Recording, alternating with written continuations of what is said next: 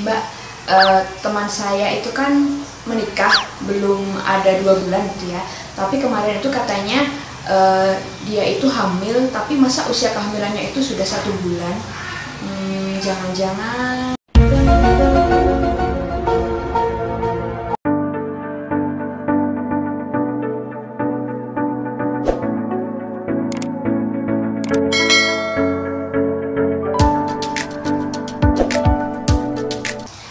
Assalamualaikum warahmatullahi wabarakatuh. Kembali lagi dengan saya Nisa Adia.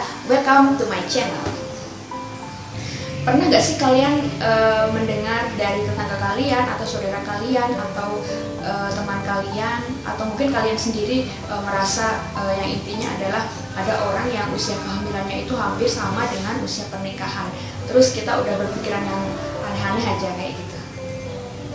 Nah, dulu pada saat saya kuliah itu dosen saya juga pernah yang menjelaskan tentang kasus serupa ya. Nah, intinya usia kehamilan itu hampir sama dengan usia pernikahan ya, terutama pada pengantin baru ya. Nah, makanya di sini saya kepikiran untuk membuat video ini ya. Nah, kira-kira apakah memang seperti apa yang kalian pikirkan ya? Belum tentu ya. Nah, di sini jangan berpikiran negatif dulu ya, karena bisa saja kehamilan itu terjadi pada saat dalam pernikahan itu ya, dalam usia pernikahan itu ya. Kok bisa ya? Silahkan tonton terus videonya sampai selesai. Nah, sebenarnya di sini apa sih yang akan kita bahas ya? Nah, di sini yang akan saya bahas itu adalah kira-kira kehamilan itu dihitung mulai dari kapan sih, dan juga dihitung sampai usia berapa bisa dilahirkan. Nah, buat bunda yang sudah pernah punya pengalaman periksa kehamilan pertama kali ya di bidan ataupun di dokter gitu ya, itu pasti tidak asing dengan pertanyaan ini ya. Biasanya kalau kita periksa kehamilan itu pasti akan ditanya ya, hari pertama menstruasi terakhir ibu kapan ya? Nah, kira-kira kenapa kok kita ditanya kapan hari pertama menstruasi terakhir kita oleh bidan atau oleh perawat gitu ya?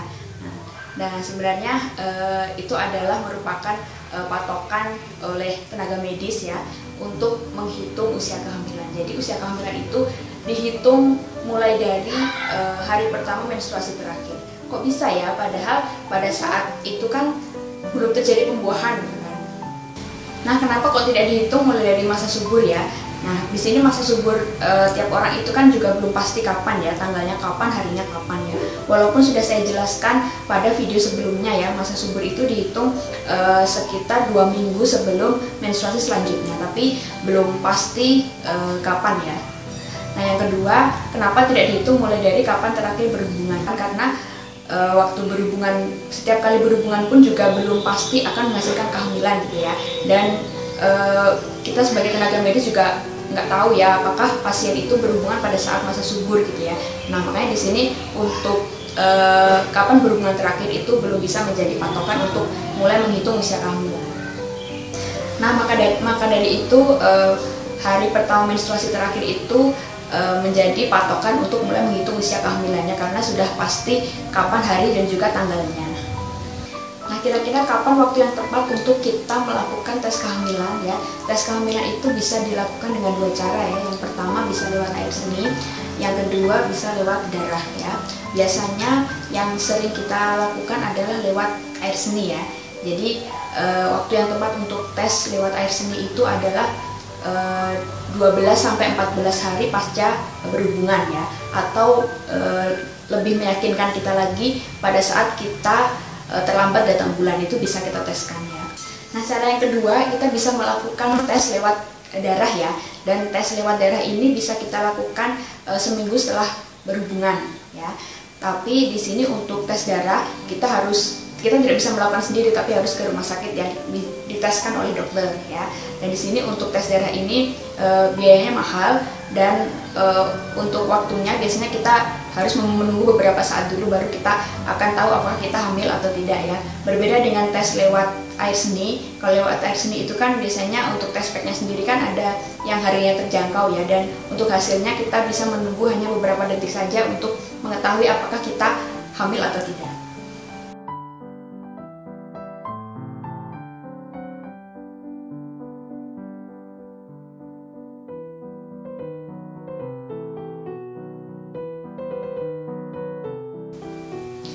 kembali lagi ke video awal ya, yang membahas tentang bagaimana bisa usia kehamilan itu hampir sama dengan usia pernikahan ya. Di sini akan saya contohkan misalnya si A gitu ya. Nah di sini si A itu dia biasanya menstruasi itu tiap tanggal 1 ya. Dan di sini misal dia menstruasi terakhirnya itu tanggal 1 Juli ya. Tanggal 1 Juli dia menstruasi hari pertama, terus dia sekitar tanggal pada saat masa subur gitu ya, sekitar tanggal 17 ke atas gitu ya, minggu kedua sampai minggu ketiga gitu ya, sekitar minggu kedua minggu ketiga dia itu menikah gitu ya. Misal tanggal 17 gitu ya, pertengahan bulan dia menikah ya. Nah pada saat tanggal 17 itu adalah masa suburnya si A gitu ya. Nah dia menikah, terus dia melakukan malam pertama ya, berhubungan dengan suami gitu ya, didukung dengan kualitas sel telur dan juga sel sperma yang bagus dari kedua suami istri itu ya. Nah, terus seharusnya tanggal 1 Agustus kan dia harusnya menstruasi gitu ya, tapi di sini dia tidak mendapatkan menstruasi. Nah di sini dia menunggu ya tanggal 1 tanggal 2 itu belum mendapatkan menstruasi, dan dia tunggu sampai tanggal 7 gitu ya, atau mungkin 2 minggu tanggal 14 gitu ya, tanggal 14 dia melakukan tes kehamilan, hasilnya adalah positif ya, dan tanggal 14 itu dia langsung memeriksakan kehamilannya ke dokter gitu ya. Nah dan pada saat itu si A akan ditanya ya, kapan hari pertama menstruasi terakhir, dan si A pasti akan menjawab tanggal 1 Juli 2020 ya. Dan di sini dokter atau tenaga medis gitu ya, itu sudah bisa menghitung usia kehamilan ya, dihitung mulai dari 1 Juli 2020 sampai waktu periksa yaitu tanggal 14 Agustus 2020. Nah, di sini kita sendiri pun juga sudah bisa menghitung ya usia kehamilannya berapa ya. Kira-kira usia kehamilannya itu adalah sekitar 1 bulan atau bahkan lebih ya, 1 bulan lebih. Nah, dari sini sudah bisa dipahami ya kenapa kok bisa usia kehamilan itu hampir sama dengan usia pernikahannya, karena memang untuk usia kehamilan sendiri dihitung mulai dari hari pertama menstruasi terakhir ya, bukan dari masa subur atau mulai dari kapan berhubungan terakhir. Nah selanjutnya bagaimana cara untuk mengetahui hari perkiraan lahir ya, atau disingkat dengan HPL ya. Kalau kita periksa ke dokter itu ya lewat USG, itu di layar USG itu sudah ada ya hari perkiraan lahir ya, dengan mengetahui hari pertama menstruasi terakhir ya. Tapi di sini tanpa USG kita bisa menghitung atau kita bisa tahu kapan hari perkiraan lahirnya. Caranya mari kita simak. Nah, untuk menghitung hari perkiraan lahir kita harus tahu hari pertama menstruasi terakhir ya, atau hari pertama haid terakhir ya. Nah di sini misal hari pertama menstruasi terakhirnya adalah tanggal 5 bulan Februari tahun 2020 ya. Nah di sini untuk hari perkiraan lahir itu ada 2 rumus ya. Yang pertama, jika hari pertama menstruasi terakhirnya itu bulan Januari sampai bulan Maret, maka rumusnya adalah harinya ditambah 7 untuk bulan ditambah 9 ya, terus dijumlahkan ya. 5 ditambah 7 sama dengan 12, 2 ditambah 9 sama dengan 11, tahunnya tetap ya, tahun 2020. Nah maka hari perkiraan lahirnya yaitu tanggal 12 November tahun 2020.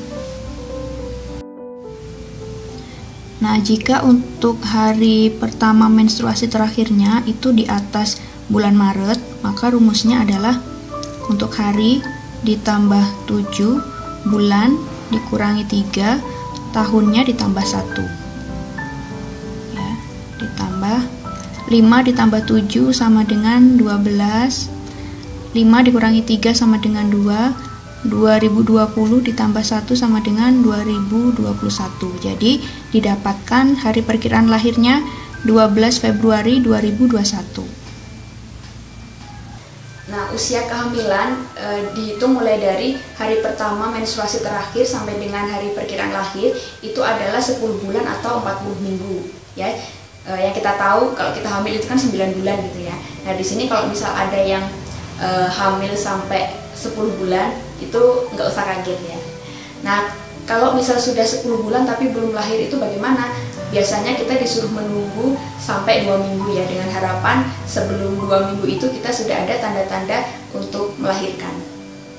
Nah itu tadi ya penjelasan tentang kapan dimulainya dihitung usia kehamilan sampai dengan kapan harus dilahirkan ya.